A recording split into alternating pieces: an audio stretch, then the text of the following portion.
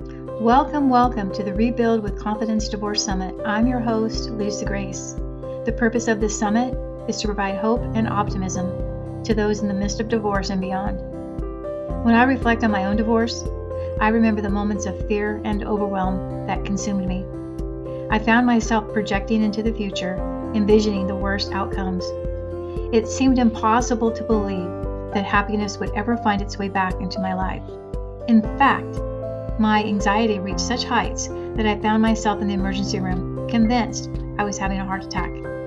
Little did I know that while my heart felt under attack, the medical diagnosis was a panic attack. It was a wake-up call urging me to take charge of my well-being and rebuild my life with confidence. And that's why I'm so grateful to have an extraordinary guest with us today. Jennifer Grace is a coach's coach, clarity catalyst coach, speaker, author, and actor. She's the author of the empowering book, Directing Your Destiny: How to Become the Writer, Producer, and Director of Your Dreams. Her insightful TED Talk, Why Mindfulness Should Be Just as Important as Math in Our Schools, has captivated audiences and sparked important conversations. But that's not all. Jennifer also organizes wellness retreats that offer transformative experiences. And let me tell you, this is just scratching the surface of her incredible accomplishments. Jennifer inspires people to embrace the present moment, where true happiness resides. Her expertise lies in helping individuals develop a clear vision for their lives and speaking the truth, delivered with love and honesty, because she knows that's the key to setting us free. It is no wonder she was named Miami's #1 life coach by New Times in both 2015 and 2017. So get ready to rebuild with confidence and discover the path to a brighter future. Let's shower Jen with applause for her outstanding achievements. Yay! So can you hear the applause? The crowd grows wild. Yay! So I'm just so thrilled, Jen, to have you here. And so I would love to start by asking you what inspired you to write your book, Directing Your Destiny? Yeah. So I had been coaching for probably about 5 years. And just as I would be teaching a class or a training, something would kind of like channel in, and then I would say something and I would see this like eyes light up, light bulbs go off, and I would always kind of start making note of that. And so all of this, my own wisdom started coming forth. And I also had seen that movie, The Secret, and felt a little bit frustrated by it because I understood it, but yet there was no manual. And I wanted to write the manual, the how to manifest that really wasn't translated in the movie. So between my own wisdom and starting to study quantum physics and the law of attention and attraction and action, the book came out. Well, I have really enjoyed it, and I use it kind of like as a Bible. You have a lot of lead off points, like your journal prompts. It's a really great book. Would you be okay at sharing a little bit about your divorce story? Oh, of course. Absolutely. Okay. Well, let's see. I think I was 35, I remember, and it was my birthday, and I woke up and looked in a mirror and I just said, I have to get a divorce. And it took me 2 years to muster up the courage to actually ask for one. And going through the divorce, as many of us know, it's a very tumultuous time. So the first year was really, really difficult. But I will say my ex-husband and I had one thing in common, and that was we wanted the best for Cole, my son. So we were mindful about both individually being in therapy, having family therapy. And while we couldn't agree on everything, the one thing we could agree on was making sure that this was a good transition for Cole.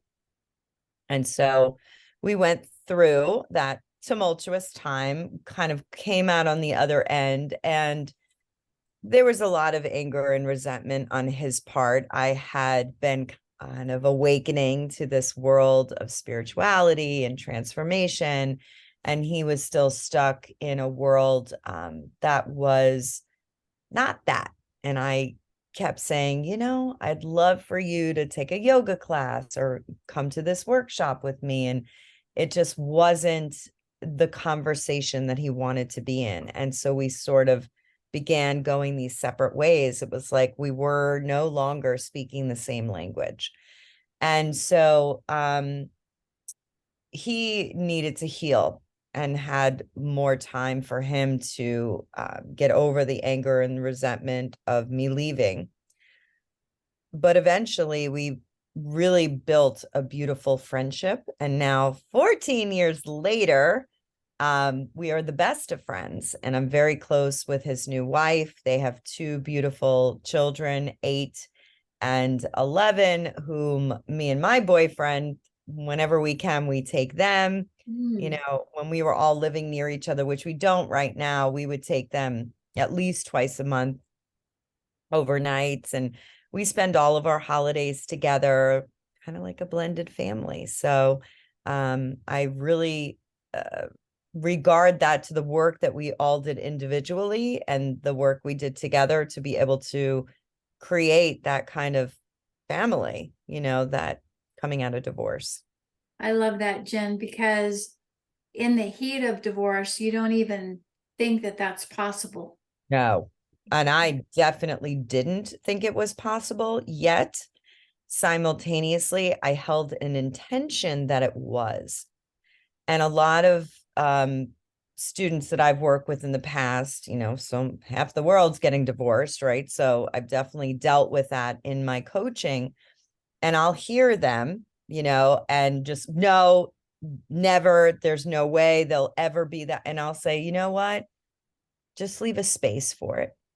Leave a possibility that there could be a healing, that there could be a friendship. And no, it doesn't always happen after a year or 2 years or even 7 years, but eventually people do move on. They heal, they find other people. And when that happens, there's a huge space that gets created, So yeah. I love that, Jen. And I have that space with my ex-husband now, and my new husband has that. We all have that space with his first wife, and that we all love each other. Yeah. It doesn't sound possible, but we share grandchildren, Yes. Yes. and who doesn't want that? You can all go to the same birthday parties, and Yes. it's just it robs you. It robs, and I know that whoever's listening to this, if they're in the beginning of their divorce, it's possible. And just like you said, have the intention or be willing to think that that is a possibility. Consider it. Yep. Yeah. I agree. And so thank you so much for sharing that with us. And a lot of the questions are coming right out of your, what I want to ask you from your book, and as me knowing you, because what people don't know that I haven't shared is that you're one of my coaches. So you're a coach's coach, and I've been so blessed by you. So what do you mean by living in the present moment? Well, we hear this kind of thrown around a lot. We hear the word mindfulness thrown around a lot. A good definition of mindfulness is the art of paying attention to the present moment with an openness, a curiosity to what is, without trying to fix, change, or judge it.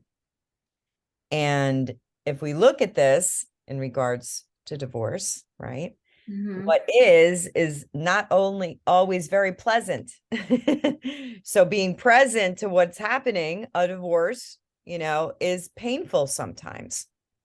And we want to get to the other side of it, and we want to fix it and change it, and we want to judge it and all of it, right? But really, one of the highest forms of spiritual evolution is being okay with not being okay, Mm. with being okay with the moment that's in front of us and not being in preference or it's good or bad or right or wrong. Like it just is.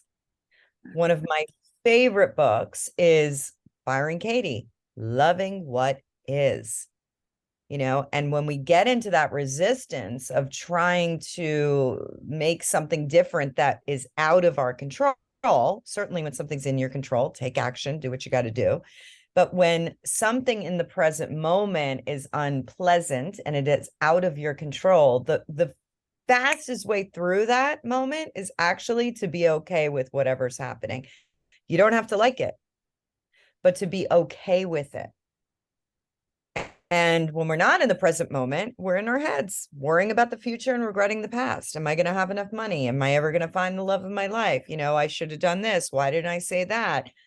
All of these things. And unfortunately, those thoughts then create emotions, right? It creates fear, anxiety, sadness, anger, depression, guilt, shame. And so then that is spiraling us into creating more of that because we are really these energy beings. Mm-hmm. So whatever radio station we're tuned to, we call in other things on the same exact frequency. So it's really about first neutralizing ourselves in the present moment, not being in the worry and the regret, coming back to what is and neutralizing it. And of course, mindfulness practice help with getting into that moment and being okay with what is. I love that. Being okay with what is, I have a few clients that get sidetracked with stuff that come at them that they didn't expect. And then Sure. Well, but they need to take your Clarity Catalyst class. No expectations. no expectations. Yes, yes. Thank you for mentioning that. I am going to Yeah. be leading that class very soon. So Well, stay. I actually, Lisa, took that class right out of my divorce. Oh, lovely. That was when I took Clarity Catalyst. And if I don't know where I would be today if I hadn't taken that class out of my divorce. That was the thing that kept me not from drowning. So yes, and that's it. No I have expectation. run that class for 8 divorcees last summer, Fabulous. and they absolutely loved it and they wanted to do it again. They just want to all come back together and do it again because you're a different person a year later. Yes. I always say Clarity Catalyst is like a good book. When you read it wherever you are, and then you read it a year later, it's a totally different book. Wonderful. It's Yeah, different. Mm-hmm. absolutely. So we kind of touched on this, but what do you mean when you say you attract whatever you put your attention on? Well, the law of attention, and I think we've all experienced this, right? Here's a good example. Like, I was always a VW girl. I love VWs. And I remember one time going into the dealership and saying, okay, I want a car that nobody else has. And I saw in the corner this little silver VW Tiguan. And I was like, I've never seen this on the road. This is perfect, right? So I drive it off the lot and I'm gone 95 driving. And what do you think I see, Lisa? That car. Yeah, like 100 silver VW Tiguans. And I'm like, what is going on? Like they were already there. I just didn't put my attention on them. Right. Mm-hmm. And so if we're putting our attention on what's not working, on the worry, the regret, all the things that are going wrong in our lives, that increases and expands. It's a universal law. Versus if we wake up in the morning and put our attention on our intentions, that I'm going to have a healthy, conscious relationship with my ex one day, that I'm going to get through this, that I'm going to reinvent myself and really pay attention to that. What starts to happen that people and events and situations that support that intention will then start to come into the movie of the life. So, and it's a law. That's just how it works. We've all experienced it. Amen, Jen. I want to shout. I'm so excited. You just shared that. It's such a good reminder for all of us. Yes. Mm-hmm. A good reminder. And that kind of leads so nicely into my next question. What do you mean by playing the role of your new life?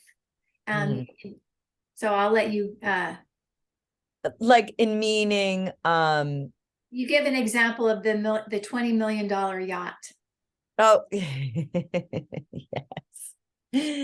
So whatever those intentions are, the movie that you want to be starring in, not the movie you're currently starring in. I remember when I was going through my divorce, the movie I was starring in was One Hot Mess, and the movie I wanted to be starring in was She's Got It Going On, and so there was a gap between where I was and where I wanted to be. And so to start to close that gap, I began to set powerful intentions, write future life scripts, vision what I wanted for myself. And it's not enough to just do that. We have to put our attention on that every day. So I would make little 3x5 cards and have vision boards. And I would be constantly reading these future life scripts so that I was closing the gap. I was putting it out there constantly. And yeah, of course, those negative thoughts are going to come. Of course, the fear is going to come up. Like, that's human. But then how quick can we drop the rope and let it go and then get back to what we're committed to creating? Absolutely, absolutely. We have this one life to live, and we can choose to be miserable or we can choose to be happy. And It's a choice, and every single moment we get to choose. So, and I just want to say one other thing. It was interesting. Harvard did a study and they followed graduates, and they were graduating out of Harvard, and they told them, one group of people, write down your goals that you want to accomplish in the next 5 years and read them a few times a week. And the other group, they just said, think about the goals that you want to accomplish in the next 5 years. And they told them, they wrote it down, but they didn't tell the students to write them down and read them a few times a week. They circle back, and 5 years later, the ones that wrote it down and looked at it frequently were 90% more likely to have completed that goal than the ones that just thought about it. wow. So that's huge. So it's not just to think about what we want, it's to write it, it's to read it and to see it. That's what actually accelerates it and has it happen. Even with New Year's resolutions, they say, by February, 80% of the people have forgotten what they declared on January 1st because they never write it down and they never reflect back with it. Thank you. That was a unexpected, wonderful tip. Thank you. Thank you. So, the thing that I learned about you is I've always had a hard time sitting with myself. So my next question is, what is meditation and why is it important? Great. Well, we now have so much unbelievable medical benefits that are coming out, even of the Mayo Clinic. 15 minutes of mindful meditation is now shown to decrease heart disease, cancer, diabetes. They're using it with pre-op and post-op, to shorten this time after surgery. So the serotonin goes up, depression and anxiety goes down. I mean, a myriad of health benefits. And of course, there's millions of different types of meditation techniques, and it might get overwhelming for people to just even say, well, I don't know which one to do. Or maybe they've tried it before and their mind was so busy. But, in this kind of situation of what we're talking about, first of all, I think really any practice is great because it's taking our mind to the brain gym every single morning. And we don't have a problem going into the regular gym and training our bodies, but this is all we're going to have in the end. And when it comes to reinventing your life after divorce or otherwise, if we're not crystal clear in what it is that we want to have happen, and we've got a lot of brain fog, what shows up is that. So taking your mind to the brain gym every morning is really clearing it. It's taking all the thoughts that are going round and round and round. I mean, imagine, Lisa, if I had a clear glass of water and I dumped dirt and sand in it and I mixed it all up, right? We can't see through it. It's all cloudy. But when you meditate, what happens is the thoughts settle and they settle to the bottom. And then all of a sudden you can see clearly. So really, to me, that is step one. Step one in reinventing yourself and creating the movie that you want to be starring in. First and foremost, we got to get clear. And what do we even want? What is that new life going to look like? So it's very difficult to figure that out when we are distracted, going from event to event, Twitter, Facebook, TikTok, working, shopping, eating, Netflix. It's like, how could we even possibly know what it is we want until we sit and we let things settle, and our thoughts are not going to stop. We just want to slow them down, slow them down. So we're less reactive, more responsive. I love that analogy or that visualization of the jar, the water, dirt. That's huge. Yeah. That ties it all together. Yeah. So why should someone journal? Almost the same reason for these purposes. Think of these thoughts again, going round and round and round. Have you ever had like a to-do list in your head and it keeps going round and round, and then you finally get home, you sit down and you write it down on a piece of paper? Do you still think about it? No. No, because it's on the paper. Yeah. Same thing. If you're going round and round and round, like just anxiety, fear, what's going to happen? Why this? The second you put pen to paper, you released it onto the piece of paper. It doesn't have to go round and round and round. And then you're clearing space for new ideas, for clarity, for how you want to create your next chapter. So it's a mental taking out of the garbage.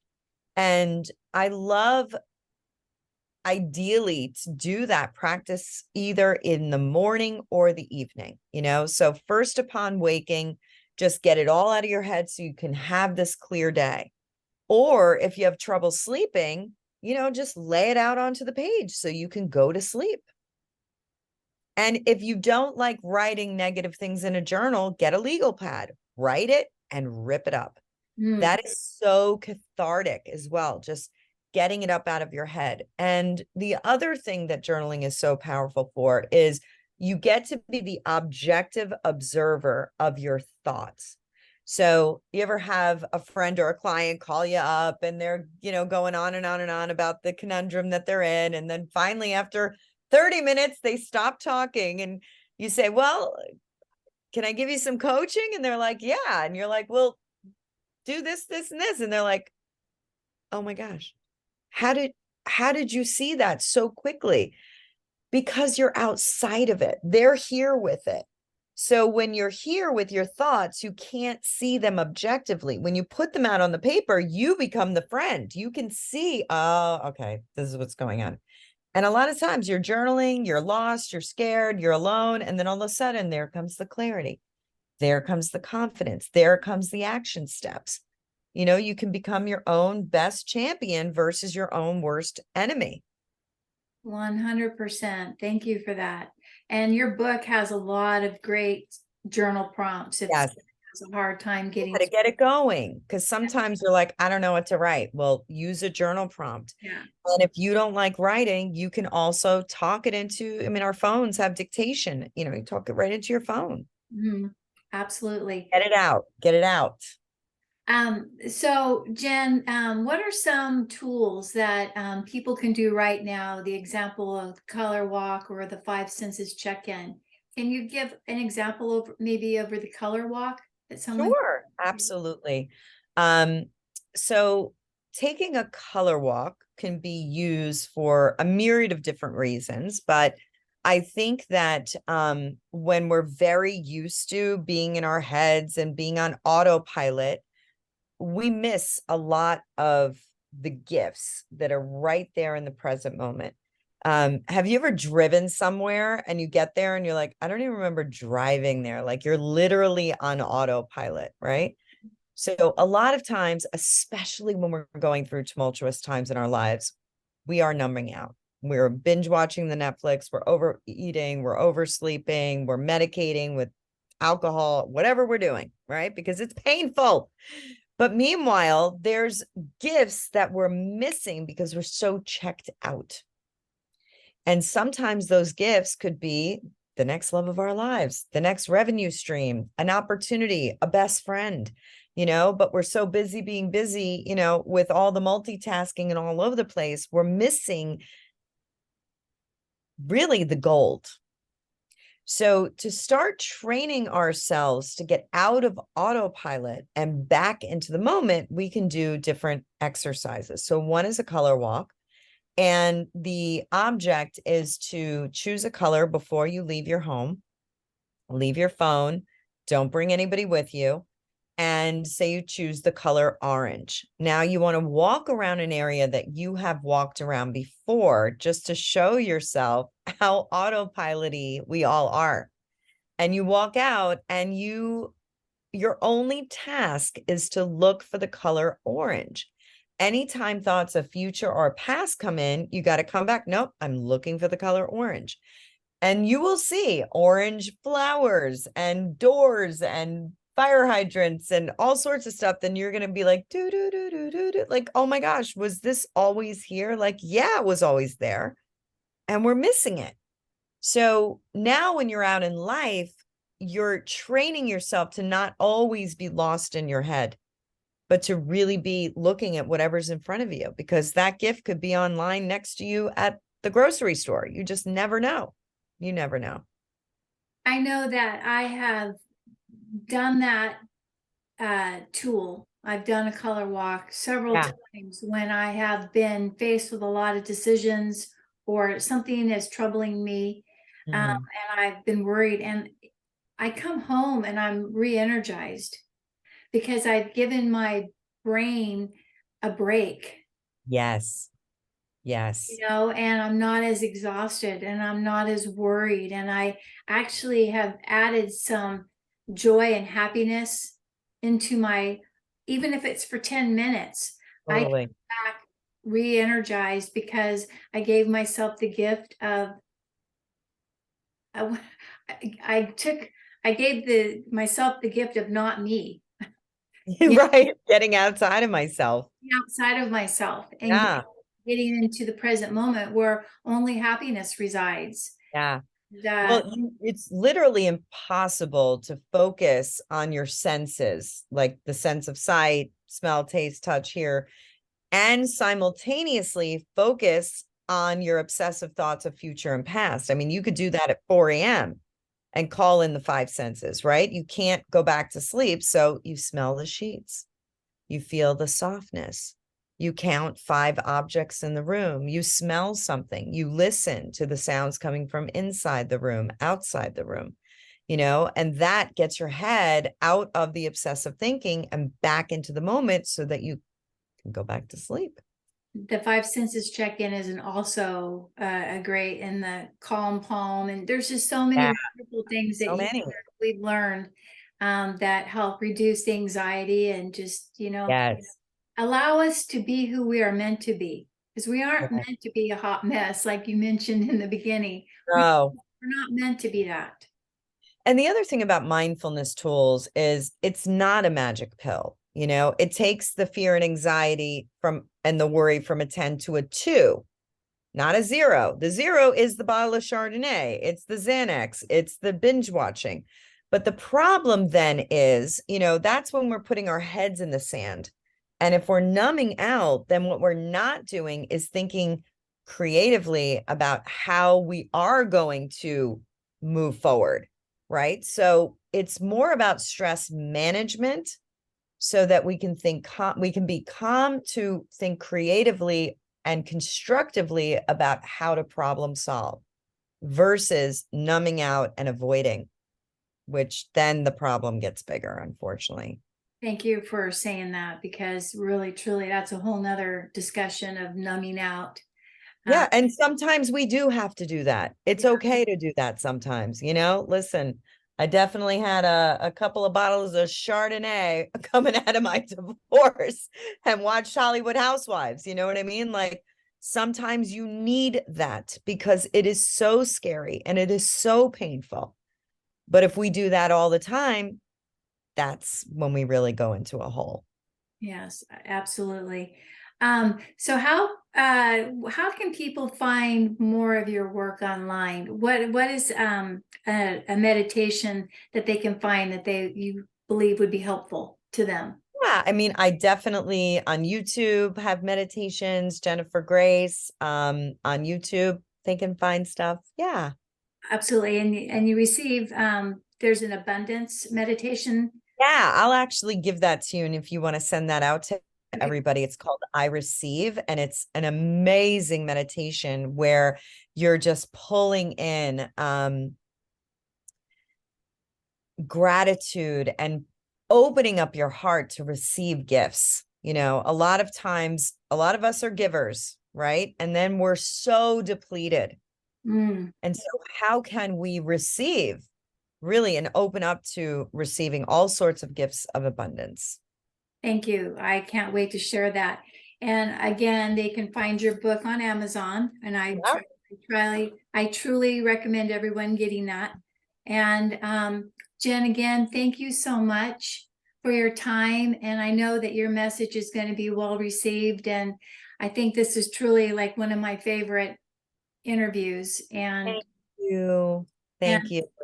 Thank you again. And thank you to the audience for watching. And I hope you all have a fantastic day. Bye, everybody. Bye, everybody. Thank you for joining the Rebuild with Confidence Divorce Summit. I appreciate your participation, and I'm proud of you for leaning in to your healing journey. If you're ready to take the next step towards rebuilding with confidence, book a discovery call with me at secondactcoaching.com. Together, we'll uncover the strategies and resources to help you start the rebuilding process and create a life you are excited about. Remember, you are not alone. We're here to support you every step of the way. Take care, my friend, and remember, there's always hope for a brighter future, and the best is yet to come.